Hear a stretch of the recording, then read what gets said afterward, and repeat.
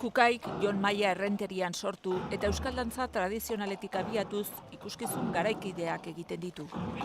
Jela Jauziak ikuskizunaren koreografia Cés Jalabert katalan entzutetsuak jarri dio elkarlanean. Es hacer mantener la dinámica de la danza vasca. Y al final, si eres vasco, sale vasco, si trabajas en serio.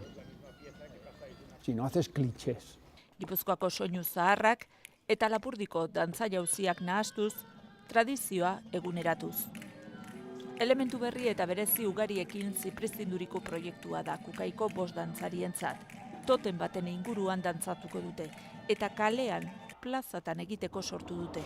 Dantzak harreman soziala, giza harremanak egitekota daukan balio hortatik, horregatik aukeratu ditugu gure plazatan oso ohikoak diren jota, jauziak, soinuzarrak.